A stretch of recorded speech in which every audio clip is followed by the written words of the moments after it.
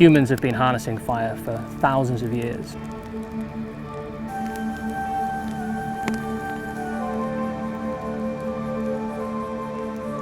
It was a long and convoluted process. Fire is a nexus of human evolution. It makes us who we are.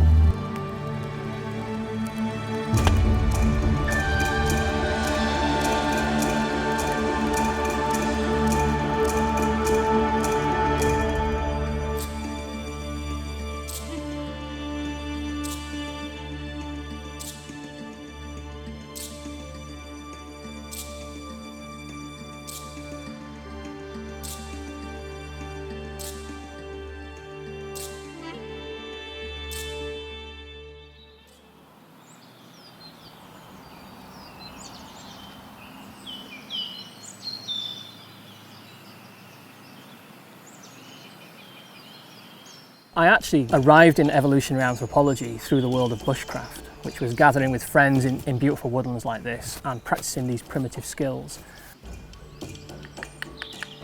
Fire was always one of those things that drew everybody in because it's very hard to do. It requires a lot of input from a friend, so it becomes a very sociable thing. And then at the end of that long, hard day of learning how to do that, you get this lovely fire that you can sit around with your friends and cook your meal on. It creates social bonds in its construction, and then we consume it socially as friends on an evening.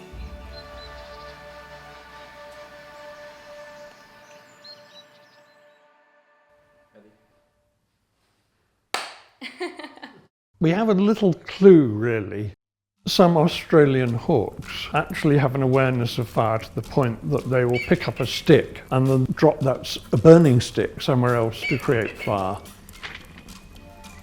If they can do it, I think it's highly likely the early hominins could do it.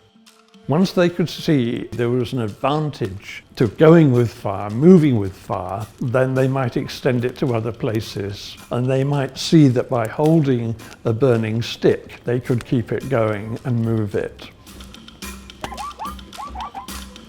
The question is, what was fire being used for? And it's certainly the case that certain kinds of foods are much more digestible if you cook them. So root vegetables and red meat in particular. That capacity to get more energy out of each bite you take is going to be very valuable in allowing you to acquire all the extra energy needed to grow a big brain. But also, it allows us to extend the working day into the dark, the night time. They could spend more time feeding themselves partly, but more especially chatting around the fire. And I think chatting around the campfire probably was crucial in allowing them to have such big social groups as they eventually had. Everybody who's ever sat around campfires has experienced that unique social life that comes alive. That very novel social experience of both creating fire together as a group and also sitting around it. Fire, I think, is unusual in being quite as multisensory as it is. Obviously, we see it, we feel its warmth, sometimes we feel its burn, we smell it, and we hear it, of course. The crackling of a fire is really, really quite soothing. That fullness of a multisensory experience brings a coherence to the self and enables us to embody the experience that we're having. And when you add in your own sort of embodied multisensory experience in combination with the other people who are also around the fire, you've got something really quite special going on. I've missed this so much. Yeah. This is the tribal life. Yeah.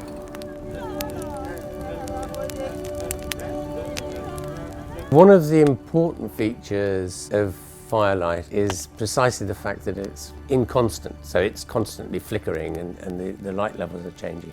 But in the evening what it creates is this sort of magical theatre which makes all the storytelling we do that much more magical. And I think that is actually why we do almost all our socialising in the evening rather than at lunchtime. Even at the weekend, if it's a meaningful social thing, then we always seem to do it in the evening. You know, you go to the theatre in the evening.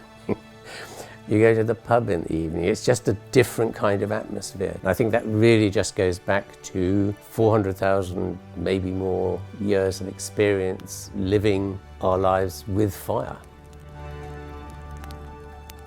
I would say that there is a real lack of fire in communities and people's households, and I think young people aren't really exposed to it. I think the exposure they have to fire could just be a kid in school who's got hold of a lighter and they're, lighting up a deodorant can, which is obviously incredibly dangerous. Seeing something burnt on the side of the road, like a scooter that's been stolen and set on fire, or some kids have found litter and they've started a fire with that. But in terms of actually lighting fires themselves, I don't think that they really have much of an experience with fire at all. I think we've been through a phase, especially in the West in the last 100 years, of building fire out of our lives. If you go back to Victorian times, then fire was everywhere, but architects really came to the view that you don't need to have fireplaces in every house. Many flats or apartments don't have a fireplace at all, and the idea is that we could do without it. But it does seem that there's something in us that makes us want fire. So there are lots of little things, the way people light candles, the religious involvements with fire.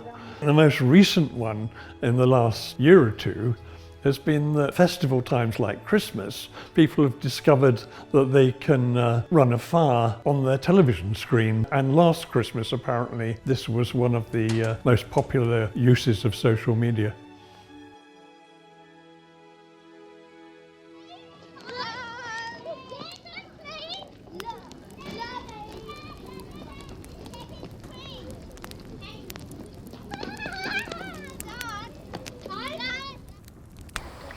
Exactly, and that saves us building up a load of pressure and pulling it out fast. So we're just going to press it gently, which releases it.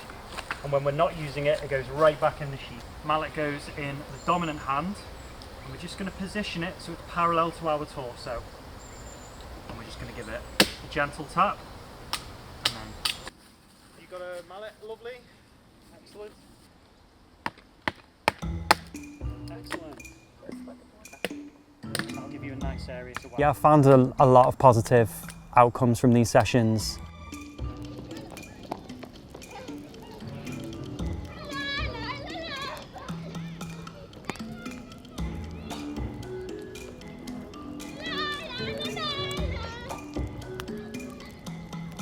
There's a particular kid who I hear when he's at home is a totally different child and unrecognisable.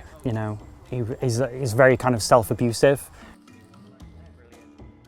But when he's in the sessions, he's, super happy, boisterous, running around, really polite. If he doesn't like the food, he's like, I'm really sorry, but I don't like it. I hope that doesn't upset you. And you can see how much of a kind, caring kid, but his mum would tell me about what he's like in school and how they just see him as a nuisance and a problem.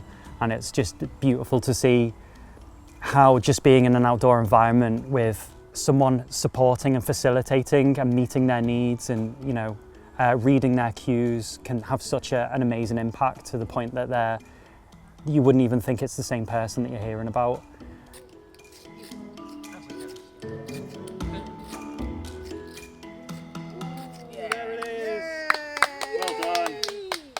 Have you done a session like this before? Not before we came. Actually, at Barnstondale I did. I didn't. I made fire.